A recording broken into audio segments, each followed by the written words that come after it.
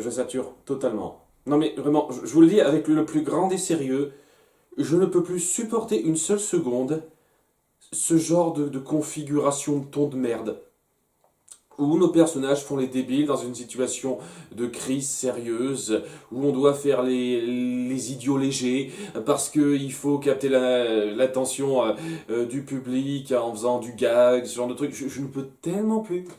Sérieusement, j'en suis au stade où ça me gave de voir ça, mais viscéralement. Pour parler d'un exemple rapidement, on m'a demandé mon avis, je sais plus qui, je m'en fiche, c'est pas le souci, sur les Mitchell contre les robots, je sais pas trop quoi, je sais plus trop exactement le titre. Bon, ça m'attirait pas particulièrement, j'ai quand même essayé parce que beaucoup de gens disaient du bien et j'ai pas pu supporter, et au bout de 40 minutes j'ai arrêté quoi. Parce que ça ne fait que ça. De l'humour complètement dans ta face, où nos personnages doivent être stupides et ridicules de façon forcée, pour alléger l'atmosphère. Ce qui fait que ce que ça essaye de raconter un tout petit peu, de façon un tout petit peu sérieuse, et ben j'en ai rien à foutre, quoi. Ça n'a plus le moindre poids. C'est ça, au bout de 40 minutes, j'ai lâché ce film. Et je pense que j'aurais été plus indulgent. Si je n'avais pas bouffé ce genre d'approche ad nauseam, surtout par rapport aux nombreuses séries qu'on me demande de traiter, de façon assez dingue, quoi. Je sais que ça vient en partie de moi, mais la raison pour laquelle je propose ces choix parmi 5, c'est que il y a des gens qui me le demandent, quoi. Et à chaque fois, c'est sur ça que ça tombe, quoi. Je ne suis plus du tout en phase avec vous, hein. Mais vraiment, quoi. Arrêtez de me proposer des trucs comme ça. Je ne peux plus. Je ne peux plus. Non mais je suis super sérieux là. Énervé mais super sérieux. Je ne peux plus une seule seconde blairer ça. Ça me hérisse le poil. Je peux tellement plus. Je peux tellement plus. Et cet épisode c'est un peu la goutte d'eau quoi. Vous traitez un développement de situation super grave et sérieux et pendant les 2 tiers de l'épisode vous faites les cons. Voilà, vous faites les cons de façon légère. Ah, c'est rigolo, tout ça. Je vous emmerde. Je vous emmerde, je veux plus voir ça. Je tiens vraiment à le préciser parce que, je vais le dire, clairement. Pour la suite, je sais pas exactement ce que je vais traiter comme série en réac. Je pense que je vais faire une petite phase particulière choisie personnellement par moi. Et après, je vous donnerai le choix. Mais voilà, la prochaine fois que je vous donnerai un choix, parmi des œuvres que je ne connais pas, donc je ne sais pas sur quoi je vais tomber, et que je retombe sur un truc comme ça, déjà, vous m'entendrez gueuler, mais bien, et surtout, j'arrêterai net. Mais vraiment, quoi, il y a un épisode comme ça où on fait des conneries de ce genre-là en contraste avec le ton sérieux, moi, j'arrête tout net. Je ne vous ferai pas le plaisir de regarder ça jusqu'au bout, et c'est moi qui choisis tout seul. À compter de maintenant, voilà. C'est une dernière chance la prochaine fois, quoi. À nouveau, je me force à regarder jusqu'au bout. Parce que déjà que j'aime pas, une fois de plus, le développement autour de 4A, même quand 4A est vraiment au second plan et que c'est pas important, et quand vous essayez de raconter quelque chose, c'est pas fichu de traiter votre public au sérieux. Et votre public, il s'en branle apparemment. Hein. Votre public, il est content qu'on fasse des gags, qu'on allège les personnages et qu'on les traite seulement en gimmick. Hein, et il trouve ça génial, il trouve que les personnages sont super. Parce que pas moi, hein, je trouve que c'est de la merde. J'en ai rien à branler des 3 quarts des personnages à cause de ça. Et le développement sérieux et grave que vous mettez en place, je m'en bats un peu les couilles. Le truc intéressant autour de ce développement, c'est comment ça va affecter nos héros principaux plus tard. Mais punaise, je m'en bats les couilles de toutes les conséquences en rapport avec nos personnages là. Totalement. Donc, ça commence par notre équipe qui est dans son vaisseau en plein retour sur Terre et Adora qui essaye de transformer en She-Ra. Mais gag, gag, gag, gag. Tout le monde fait l'idiot en la distrayant, en disant il faut que tu te concentres bien, mais c'est parce que vous me parlez que je me concentre pas bien. Oh, c'est drôle. Et voilà quoi, ils se disent oh, on va bientôt arriver, c'est super, il y a toujours le clone de Hordak qui est là et tout le monde l'accepte n'importe comment, bon allez vous faire enculer quoi. Et ils se demandent ouais, qu'est-ce qui se passe sur Terre. Et sur Terre, tout le monde se dit on va se faire une petite mission d'espionnage. Oh, on n'a pas suffisamment parodié ça, on a fait un petit délire là-dessus dans notre épisode spécial délire donjons et dragons là. Maintenant, on va le faire pour de vrai avec Faucon des Mers, Sirena, Scorpia et Jasmine. Voilà, c'est ces quatre-là qui se mettent en costume de soirée parce qu'il y a une soirée qui est organisée quelque part où devrait y avoir le prince. Risa, j'en ai rien à branler, de toute façon c'est juste une fausse piste ce gars, qui devrait les aider parce qu'il a un pouvoir de vision des choses. Donc il pourrait leur dire où se trouve leur ami, s'il pourrait leur renseigner. Et je me dis, voilà quoi, vous vendez une soirée huppée, un peu cachée, où tous les aristos font comme si de rien n'était. On est d'accord que le monde est attaqué massivement par une horde qui veut tout conquérir, quoi. Ce genre de truc, comme si vous pouviez vous permettre d'aller à ces soirées mondaines, à faire votre petite vie pépère comme ça ne peut plus se faire. Vous avez changé le statu quo pour que ça ne puisse plus avoir lieu, ça. C'était le truc un peu osé à la fin de la saison 4. Voilà, maintenant la planète est vraiment sous le joug de cette force est inarrêtable avec son armée très nombreuse. Il faut qu'on soit sur le qui-vive, personne n'est à l'abri de tout ça. On peut se permettre de partir en soirée, smoking, tout ça, élégant, chic.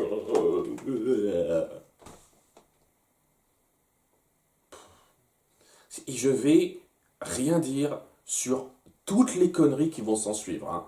Résumé de 30 secondes. Faucon se fait remarquer comme un gland car il a des ennemis qui l'attaquent tous. Et Sirena les cache tous derrière le bar. Et ça ne provoque aucune esclandre. Mon cul. Il y a Scorpia qui a un petit peu du mal et un peu timide. Mais Jasmine à la fois en son rôle. Elle lui dit allez, confiance en toi, tu peux y arriver. Avec des mots d'encouragement basiques qui marchent parce que c'est une gamine. Au bout du compte, c'est pas recherché du tout. Elle fait un petit numéro de chant devant tout le monde. Elle se montre plus, quoi, elle gagne en confiance, et voilà, c'est ça le résumé du gros de l'épisode. Et c'est du gimmick, des situations cocasses censées être drôles, qui sont chiantes, et qui foutent en l'air le moindre sérieux que je peux ressentir envers ces personnages, quoi. Sincèrement, il n'y a que Scorpia pour laquelle j'ai un tout petit peu d'empathie là-dedans, parce qu'on essaye un tout petit peu de montrer son dilemme avec du sérieux, mais un tout petit peu, mais en dehors de ça, mais je m'en bats les couilles, quoi. On est en situation de crise et c'est ce sur quoi vous vous penchez, mais allez vous faire enculer, quoi. Vous voulez un résumé de ce passage-là? Voilà mon résumé, hein. C'est ça mon résumé, hein. Connard. Sincèrement, j'en ai ras le cul, quoi. Enfin bon, voilà, au bout d'un moment, Scorpia finit par parler au prince Izira, mon cul, je sais plus, mon prince mon cul, et qui est derrière ses coulisses, et très vite, elle remarque quelque chose qui l'interpelle. On s'est pas déjà rencontrés, et elle confond le gars qui se trouve être Doublia. Rapidement, histoire de la remettre en avant, celle-là.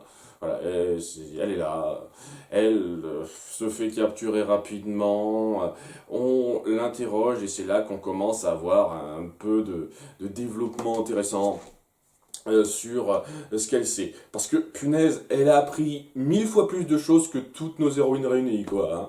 Genre, punaise. Bref, elle s'est fait passer pour un soldat de la Horde. Enfin, pour un clone d'Hordak, de Dord Prime, et grâce à ça, il a appris certains trucs, donc il a pucé la moitié de la populace. Sans qu'on le remarque jusqu'à présent, et ben dites donc, hein, vous êtes vraiment des pranks de ne pas avoir remarqué ça les filles. Et que donc Adora a un petit peu énervé Horde Prime et qu'elle est en chemin de retour vers la planète. Seulement voilà, la chose la plus grave c'est que la moitié de la populace est pucée quoi. Hein, la moitié est contrôlée par Horde Prime. Et une fois qu'elle découvre ça, il y a Sirena qui s'est fait toucher hors champ. En fait c'est comme... c'est comme Tournelle dans l'épisode où elle a été asservie, quoi. Ça s'est fait hors champ. On montre pas, quoi, on lui met juste une puce comme ça, rapide, et puis ça marche. Ouais. On fait partie du grand tout, de la lumière, d'Ord Prime, très vite, ce qui est moyennement en adéquation avec ce qu'on avait vu sur 4 As, me semble. Hein. Ou alors j'ai peut-être mal vu, mais il me semblait quand même que, déjà, lorsque Entrapta, lui, trifouille la puce, et ben... Ça a l'air d'être assez complexe et il a fallu que ça se grave là-dedans. Et c'est quand même bizarre que ça se fasse simplement en posant ça sur la nuque. Mais aussi dans les petits flashs lorsqu'elle combat Adora sur le vaisseau d'Ord Prime, qu'il semblait y avoir un certain processus du genre il fallait qu'elle entre dans le même bain que les autres clones de Horde Prime, tout ça. Ça semblait indiquer que ça se faisait pas en 3 secondes. Mais maintenant ça se fait en 3 secondes, il suffit juste de mettre une puce sur la nuque d'une personne. Voilà. Et Sirena donc s'est fait avoir bêtement hors-champ, héroïne, ce qui fait qu'elle se dévoile directement devant eux, plutôt que de s'infiltrer et d'essayer de les avoir par surprise, parce que Horde Prime décide d'être con à ce moment-là, et de leur laisser une chance de se barrer en découvrant le poteau rose. Et voilà, ils sont face à tout le monde qui est pris par la puce. Il y a quelqu'un de la Horde qui est passé, qui a mis une puce à tout le monde sans qu'on le voit. Peut-être que j'ai pas vu ça. Alors, si ça se trouve, il y a un détail dans la mise en scène entre toutes ces conneries qu'on a montré sur le personnage, où quelqu'un touche la nuque de plusieurs personnes et où ça se répand sans qu'on s'en rende compte tout de suite. Peut-être, hein, peut-être qu'ils ont été un peu malins à ce niveau-là. Hein, parce que bon, si tout le monde était déjà contrôlé par la Horde au moment d'arriver, je comprends pas trop le délire d'avoir mis ça en place, quoi. Enfin bon, sinon... donc ils sont attaqués, il y a une espèce de mise en scène forcée pour que Scorpia reste derrière et empêche la structure de s'effondrer. Oui, parce que c'est aussi un truc, ça, ils font leur soirée sous la mer, pour se la péter un peu. Voilà.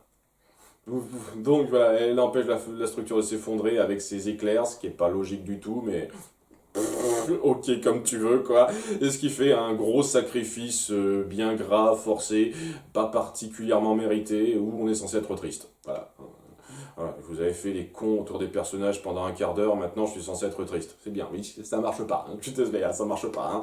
Donc voilà, elle est un petit peu attristée par ça, Jasmine, puisqu'il n'y a plus que elle et Faucon et Doublia qui peuvent se barrer. Hein, Doublia qui, même dans cette situation de crise, adore se la péter en la jouant un petit peu théâtrale, parce qu'elle a que ça à foutre. Ce serait trop pour le spectateur, hein, trop de sérieux. Oh. Donc, voilà, il y a cette situation grave qui est mise en place, tandis que parallèlement, un tout petit peu, on passe quelques petites minutes sur Tournelle et Machine. Voilà, donc Tournelle qui essaye d'approcher sa chérie en lui touchant la nuque, mais sa chérie dit j'ai pas le temps. C'est-à-dire, t'as jamais eu d'occasion depuis le temps que t'as été donc touché par cette puce pour approcher ta chérie. T'as jamais eu le temps. Ok. Je veux dire, on montre qu'elle a eu le temps d'infecter la quasi-totalité du camp hein, à la fin, mais elle a jamais eu le temps de faire ça. C'est celle dont elle est le plus proche, qu'elle peut facilement, avec laquelle elle peut facilement être intime, jamais pu. Bien sûr, oui, si vous voulez. Hein. En tout cas, elle trouve un peu bizarre qu'elle soit déçue à ce point qu'elle n'ait pas le temps de lui parler, Tournelle. Donc, Machine vient voir ce qui se passe et elle pense aussi qu'il s'agit de leur anniversaire de mariage pour ajouter au drame. Oh non, c'est tellement triste. En plus, c'est leur anniversaire de mariage et ça se passe pas bien. Oh mon Dieu, mais vous me tendez tellement par les sentiments là. C'est tellement fort.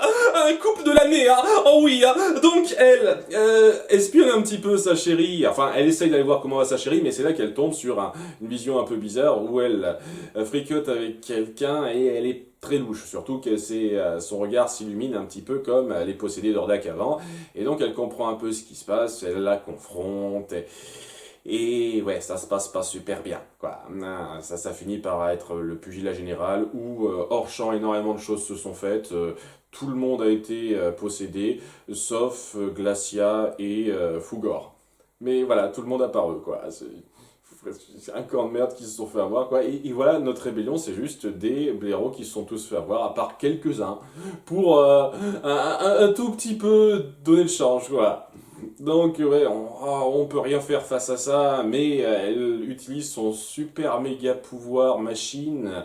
Je l'appelle machine, je m'en fous, hein, si ça vous dérange, je vous emmerde. Bref, machine utilise son pouvoir de filet pour enfermer tout le monde rapidement et pouvoir se barrer avec Fugor et Glacia. Et donc, c'est le drame, quoi. Hein. La quasi-totalité de nos héros est possédée, enfin, de nos gentils sont possédés, et ça va être très difficile. Il y a Jasmine qui envoie un message à Dora et compagnie, puisqu'ils peuvent enfin se joindre de leur distance, et elle leur dit de ne pas atterrir là où ils devaient atterrir parce que ça va mal, hein, c'est compromis et c'est mal barré. Donc, situation intéressante, vraiment intéressante, hein, qui me rappelle beaucoup une situation que j'aime beaucoup à la fin de la saison 1 de Young Justice.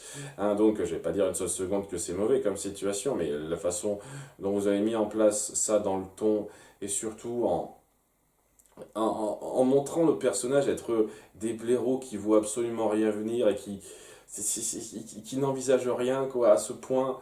Ce sont, pour une bonne majorité d'entre eux, ceux qui ont été touchés, des grosses victimes qui n'ont rien pu faire. Voilà. Sirena, grosse victime. Mika, il a été touché hors champ, grosse victime.